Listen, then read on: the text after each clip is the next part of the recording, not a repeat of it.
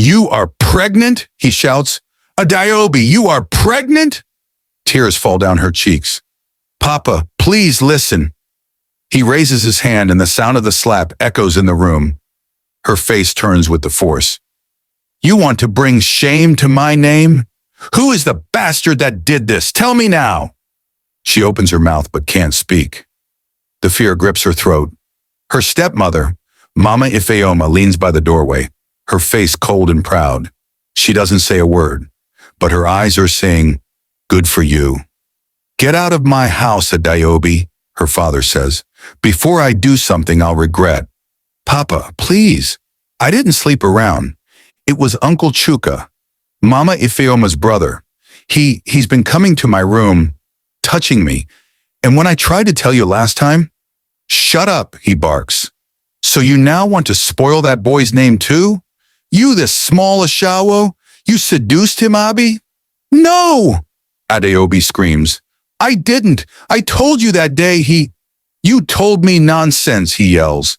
Did I not warn you to stop wearing tight wrappers around the house? You think I didn't see the way you were looking at him? You think I'm stupid? She stares at him, shocked. Her legs feel weak. That day, months ago, when she tried to speak up, he dismissed her like trash. And now, with the truth out, he still doesn't believe her. Mama Ifeoma, he says, turning to his wife, go and pack this girl's rags. She must leave today. Once upon a time in the quiet village of Umuazi lived a young woman named Adaobi. She was so beautiful that other women admired her, and young men chased after her, hoping to win her heart. But Adaobi paid them no attention. Most evenings she would sit alone, lost in her dreams about the city. One day I'll be a lawyer, she often told her friends. I'll live in a big house, marry a doctor, and never have to come back here. Her dreams began to crumble after her mother died and her father remarried. At first, her stepmother was all kindness, speaking softly, treating her well, and showering her with care, especially when her father was around. But as time passed, the warmth faded. It started subtly. She would reduce the portion of food on her plate, send her to fetch water from the stream at night whenever her father was away, and using sharp, hurtful words for the smallest mistakes. You killed your mother, and now you don't want me to have children in my husband's house, Abi? Don't worry, I know how to deal with people like you. By the time I'm done, you'll wish you were in the grave with her, her stepmother would say. Things got worse when the woman began lying about her to her father. You won't believe Adaobi has been following boys around whenever you're not home. I tried to correct her, but she told me I'm not her mother and should have my own child if I want someone to correct. Without asking Adaobi's side of the story, her father lashed out. How dare you talk to my wife like that? Even if she's not old enough to be your mother, she can be your elder sister. She's been nothing but kind to you. Why have you decided to be rude to her? No matter how Adaobi tried to explain, her father no longer saw the girl he once knew. She dreaded going home from school and would often stop at Mama Neka's house to help with chores. She even started weekend lessons for primary school children in the village, a kindness that only seemed to make her stepmother angrier. Sometimes she would think to herself, it's strange how strangers can love you while those in your own house despise you. Just as she was learning to endure the cruelty, her stepmother's younger brother, Chuka, came around for the holiday. At first he acted like a friend, defending her against his sister and chatting with her in the evenings. But that false kindness soon revealed its poison. When she refused his demands for sex, he mocked her. Why are you acting like Virgin Mary? I know what girls your age do in secondary school. Adaobi stood her ground. I'm not like them, Uncle Chuka. I don't do such things. She thought that was the end, until one night he entered her room and forced himself on her. From then on, her quiet suffering became a heavy secret. She tried to tell her father, but he didn't believe her. You mean the same Chuka who helps me on the farm? That responsible boy? Adaobi, you're lying. First it was your stepmother reporting you for following boys, and now this. That was the beginning of the end. And then, weeks later, her father discovered she was pregnant. One humid afternoon, Adaobi was in the small backyard, rinsing clothes in a basin. Her back ached, and the familiar weight in her belly shifted again. She paused for a moment, resting her hand on her stomach. It had been weeks of morning sickness, dizziness, and a body that no longer felt like her own. She had been careful to hide it under loose wrappers, but lately even those couldn't hide the slight curve that was forming. She thought she was alone until she heard the wooden gate creak. Mama Ifeoma stepped in, her sharp eyes scanning Adaobi from head to toe. At first she said nothing, just stood there leaning on the fence with that slow, knowing smile Adaobi had grown to fear. "Adaobi," her voice was calm, almost too calm. "Come here." Adaobi hesitated but walked over. Mama Ifeoma's eyes went straight to her stomach. "How far along?" Adaobi froze. "I don't know what you mean." "Oh, you know exactly what I mean," the woman said, her smile widening into something poisonous. "You're pregnant. I knew it. You think you're clever? You think you can shame me in my husband's house? It's not," Adaobi began, but the words stuck in her throat. Mama Ifeoma stepped closer, her voice dropping to a cold whisper. "When your father hears this, you will wish you were never born." She turned and stormed inside. Moments later, Adaobi heard her voice, loud and dripping with false sorrow. My husband, she called from the front of the house. "Come and see what your daughter has done. This girl you defend every day. She's carrying a bastard in her stomach." Pa Nwankwo emerged from the sitting room, his eyes narrowing. "What are you saying?" "I'm saying your daughter is pregnant," Mama Ifeoma cried. "I saw it with my own eyes. And who knows which useless boy is responsible? I've been warning you, she's been following boys around, disgracing us." Adaobi felt her chest tighten as her father's gaze turned toward her. His face was dark, his jaw clenched. He walked forward, each step heavier than the last. "Adaobi." His voice was low at first. "Is this true?" Her mouth opened, but nothing came out. And then the storm broke. Adaobi kneels on the floor, her hands shaking, her heart beating too fast.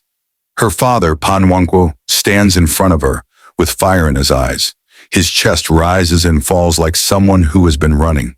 His lips are dry, his voice sharp like a blade. "You are pregnant," he shouts. "Adaobi, you are pregnant." Tears fall down her cheeks. "Papa, please listen." He raises his hand, and the sound of the slap echoes in the room. Her face turns with the force. "You want to bring shame to my name? Who is the bastard that did this? Tell me now." She opens her mouth but can't speak. The fear grips her throat. Her stepmother, Mama Ifeoma, leans by the doorway, her face cold and proud. She doesn't say a word, but her eyes are saying, "Good for you." "Get out of my house, Adaobi," her father says. "Before I do something I'll regret." "Papa, please." "I didn't sleep around. It was Uncle Chuka, Mama Ifeoma's brother. He's been coming to my room, touching me. And when I tried to tell you last time..." "Shut up," he barks. "So you now want to spoil that boy's name too? You this small ashawo, you seduced him, Abi?" "No," Adaobi screams. "I didn't. I told you that day he..." "You told me nonsense," he yells. "Did I not warn you to stop wearing tight wrappers around the house?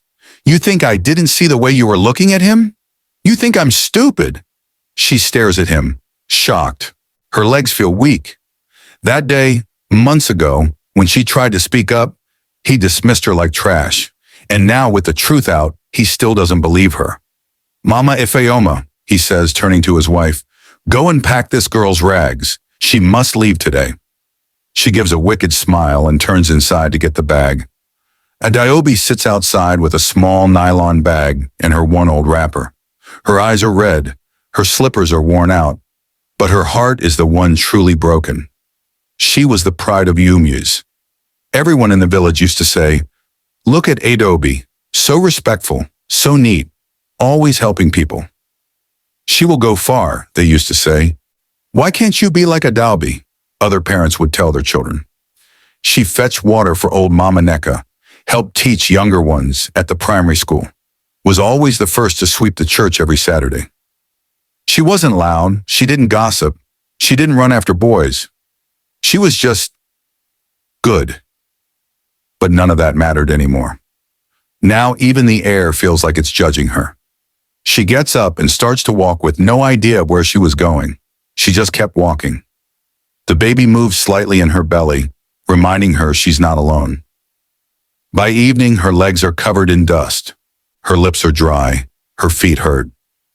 She gets to the highway. Cars zoom past, splashing dirt. She tries to cross. One step forward. Loud honk. Screech. She freezes. A black SUV stops just in time. The woman inside jumps out. "Jesus, are you mad?" the woman shouts, rushing forward, but her tone changes when she sees Adaobi drop to her knees and faint on the road. "Oh my God, she's pregnant!" The woman turns to her driver. "Pick her up. We're taking her to the hospital." Adaobi opens her eyes slowly and could see white ceiling. She felt cold air blow on her with a slow beeping sound from the monitor. Her stomach hurts. Her lips are dry. Her head feels heavy. "Thank God," the woman says, sitting beside the bed. Adaobi blinks. The woman's face is calm now, eyes full of concern. "You're in Lagos, General Hospital. My name is Mrs. Stella Williams." Adaobi tries to sit up but winces. "Don't worry," Stella says. "You're safe. Do you have any family in Lagos?" She shakes her head slowly. "Where's your mother?" "She's dead." "And your father?" No answer. Stella pauses. She doesn't push. "Okay, rest first." 2 days later, Adaobi follows Stella into a large, beautiful house in Surulere. Flowers line the fence. A golden retriever barks happily from the backyard. Stella's husband, David, welcomes her with a gentle smile. "Come in, my dear. You're home now." Her children, Kemi and Fola, peek from behind the staircase. Adaobi gives them a shy wave. The months passed by quickly, and before she knew it, her delivery date was here. Her labor was smooth for someone of her age, and she couldn't help but cry when the nurse came to place her baby on her chest. "She's beautiful," Stella whispers. "What will you call her?" Adaobi smiles through her tears. "Onyinye Chukwu." "And what does that mean?" Stella asked. "Gift from God."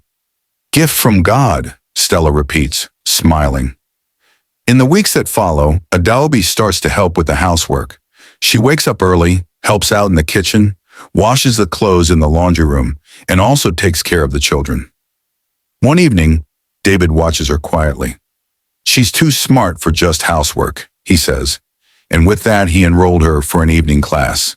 She studied hard and passed her O-level exams in one sitting. She also gained admission into the university to study law. The Williams didn't just support her. They treated her like family. 8 years later, she walks across the graduation stage in her law gown. Onyinye Chukwu claps excitedly from the front row. Stella wipes tears from her eyes. Later that night, as they ate rice and grilled chicken, Adaobi stands quietly. "I want to thank you," she says. "You didn't know me, but you gave me a chance." "You gave yourself that chance," David replies. "We only made space for you to breathe." And with that, they all sat to enjoy the evening meal and also raised a toast to Adaobi on the completion of her university education. 1 week later, Mrs. Stella glances at Adaobi from across the living room. The evening is quiet. The TV hums softly, but neither of them is paying attention. Onyinye Chukwu is fast asleep, her head resting on Adaobi's lap, small breaths rising and falling like waves. "You've been quiet," Stella says, her voice low. Adaobi strokes Onyinye Chukwu's hair gently. "I'm fine." Stella tilts her head. "You sure?" A pause. Adaobi nods slowly. "I've just been thinking about everything, where I came from, how far I've come." Stella watches her closely. "Have you ever thought about going back?" Adaobi looks up, unsure. "Back where?" "Your village," Stella says calmly, "to see your father." Adaobi's eyes widen. "Why would I do that?" Stella sits up a little. "Because we want to make it official. David and I, we want to adopt you legally. You're already our daughter in every way. But it's time the law agrees with us too." Adaobi stares at her, emotion tightening her chest. You'd really do that? Stella smiles. Of course, my dear, but not behind your father's back. He may have failed you before, but he deserves to know who you've become, and he deserves to see that you didn't break. Adaobi swallows hard. Her voice comes out in a whisper. Okay. 2 days later. The black Prado Jeep rolls through the familiar dusty roads of Umas. Adaobi's heart thumps harder with each turn. Mr. David Williams is seated beside her, his calm presence like a quiet shield. Stella holds a thick envelope containing the adoption documents. Children run after the car, laughing and pointing. Some elders pause under the mango tree, whispering, "Is that not Nwankwo's daughter?" The car pulls up in front of the compound. Adaobi steps down, dressed in a neat trouser and top. Onyinyechuku clutches her hand. Behind them, Stella and David come down respectfully, heads high. Pa Nwankwo opens the door slowly. He sees the car, the visitors, and his daughter. His face stiffens. What are you doing here again? Adaobi holds his gaze. Good afternoon, Papa. These are the people who saved my life when you left me to die. Stella steps forward with a kind nod. Good day, sir. My name is Mrs. Stella Williams. This is my husband, Mr. David Williams. We came in peace. Pa Nwankwo eyes them warily. I didn't call for visitors. David speaks gently. Sir, we are here because your daughter is part of our family now. We want to adopt her legally as our child, but we know tradition. That's why we came first to ask your permission, face to face. The man frowns. Adopt her? What for? She already has a father. Adaobi steps forward. A father who refused to protect her. He glares at her. You're still talking nonsense? No, Papa. I'm finally speaking the truth without fear. She turns to the Williams briefly, then back to her father. Her voice is steady. You remember when I told you Uncle Chuka touched me? When I said he came into my room every night when you were away? You slapped me, called me a liar, said I seduced him. He shifts uncomfortably. Adaobi doesn't stop. Well, I'm not that scared girl anymore. That man, your wife's younger brother, forced himself on me, repeatedly. I begged you to listen. I begged you to protect me. But you let me go. Mama Afeoma appears from inside, holding a tray of cola nuts, but freezes at the word, forced himself on me. Adaobi turns sharply to her. And you knew. You knew what your brother was doing. Me? She gasps. God forbid. You walked in once and saw him holding me down. Adaobi says, her voice rising. You said nothing. You shut the door and warned me to keep quiet. You told me no one would believe me. You were right. The tray crashes to the floor. Her father says nothing. He sits slowly on the stool by the door, eyes lost in shame. Stella walks up to him, calm but firm. She places the adoption papers gently on the small table beside him. We didn't come to fight, she says. We came to give her what you refused to name, a family, protection. He stares at the paper. This is your chance to do one thing right, David says. You may have lost your daughter once, but you don't have to lose her again completely. Minutes pass. No one speaks. A rooster crows in the distance. Then Pa Nwankwo reaches for the pen with trembling fingers. His eyes glisten, but he doesn't cry. He signs. Stella nods slowly, lips tight with emotion. Adaobi picks up Onyinyechuku. The little girl hugs her grandfather around the leg. Thank you, sir, she says softly. He looks down, unable to meet her eyes. You're welcome. They walk back to the car. Villagers are still watching. Some smile. Some whisper. As the doors close, Adaobi looks out the window one last time. Her father is still sitting in the same spot, face buried in his palms. She doesn't hate him, but she won't be broken anymore. Back in Lagos, a few weeks later, the adoption certificate arrives. It reads, Adaobi Williams. She frames it and places it next to her degree, right above her desk at the law firm she now works. The name is new, but her voice is now louder than ever.